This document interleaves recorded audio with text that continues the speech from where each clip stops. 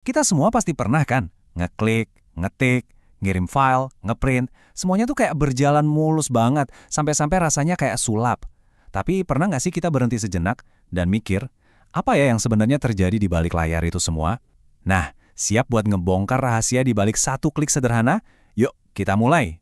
Coba deh, bayangin ini. Kamu punya file di flash disk, sesuatu yang digital, nggak bisa disentuh. Terus kamu klik tombol print, dan tiba-tiba file itu jadi selembar kertas beneran yang bisa kamu pegang. Ajaib kan? Gimana ceritanya sesuatu yang cuma ada di layar, cuma kumpulan kode, bisa berubah jadi benda fisik? Jawabannya ternyata bukan soal chip yang super canggih atau kode yang ribet banget. Rahasianya justru ada pada satu ide yang sangat-sangat kuat. Satu kata yang sering kita dengar, tapi mungkin kita belum sadar betapa besarnya kekuatan kata itu di dunia digital. Dan kata itu adalah kolaborasi. Yap, sesimpel kerja tim. Di dunia komputer, kolaborasi itu adalah proses di mana berbagai komponen, mau itu hardware atau software, kerja bareng secara harmonis buat mencapai satu tujuan. Inilah inti dari semua keajaiban teknologi yang kita lihat. Gini deh bayanginnya. Hardware atau perangkat keras itu tubuhnya, tangan, kaki, mulut, dia punya kemampuan fisik. Tapi, tanpa otak, yaitu si software atau perangkat lunak, tubuh itu nggak tahu mau ngapain. Otak inilah yang ngasih perintah, angkat tangan, jalan, atau dalam kasus kita, tolong cetak dokumen ini. Nah, gabungan inilah yang bikin semuanya jadi pinter. Oke, kolaborasi ini ada dua macam nih.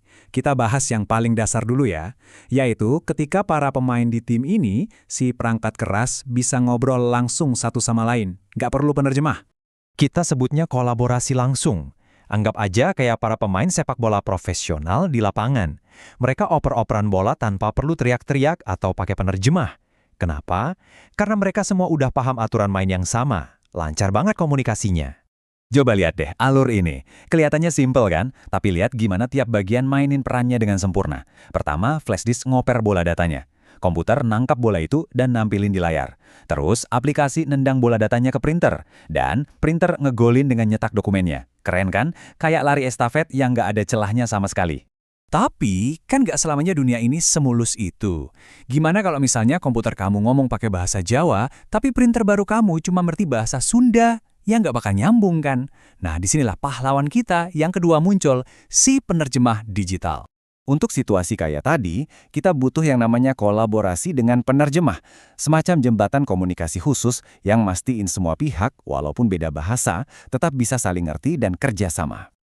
Kenalin, pahlawan tak terlihat kita. Driver. Tanpa dia, printer canggih kamu itu cuma jadi kotak plastik mahal di atas meja. Komputer kamu mungkin bisa lihat ada printer, tapi dia bakal bingung, ini benda apa, disuruh ngapain. Nah, driver inilah yang jadi kamus atau buku panduan yang ngajarin komputer cara ngobrol sama printer itu. Jadi, kalau ada si penerjemah ini, alurnya jadi sedikit beda. Pertama, kamu harus kenalin dulu si penerjemah ini ke komputer. Caranya ya dengan install driver. Begitu udah kenal, setiap kali kamu mau ngeprint, si driver inilah yang jadi perantaranya. Dia bakal bilang ke komputer, ambil data ini ya. Terus dia nerjemahin datanya dan bilang ke printer, oke sekarang kamu cetak data ini, caranya begini. Udah kayak manajer proyek aja kan? Nah, sekarang kamu udah tahu rahasia di balik proses ngeprint. Tapi, ide soal kolaborasi ini sebenarnya jauh lebih besar dari itu.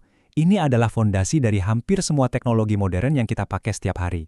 Coba deh pikirin, tiap kali kamu foto pakai ponsel, itu kolaborasi antara lensa kamera, si hardware, dengan aplikasi kamera, si software. Waktu laptop kamu nyambung ke Wi-Fi, itu juga kerjasama antara kartu jaringan si hardware dengan sistem operasi si software. Prinsip yang sama ada di mana-mana, jadi dasar dari hampir semua teknologi di sekitar kita. Jadi pertanyaan terakhir buat kamu, kalau hari ini mesin bisa berkolaborasi dengan mesin, di masa depan mereka bakal berkolaborasi dengan apa lagi ya? Mungkin sama pikiran kita langsung, lewat teknologi otak komputer, atau mungkin sama seluruh kota kita, buat ngebangun smart city yang benar-benar hidup. Masa depan teknologi itu bukan cuma soal alat yang lebih cepat, tapi soal kolaborasi yang lebih cerdas dan lebih dalam. Dan kolaborasi berikutnya lagi dibangun sekarang. Terima kasih sudah menyimak.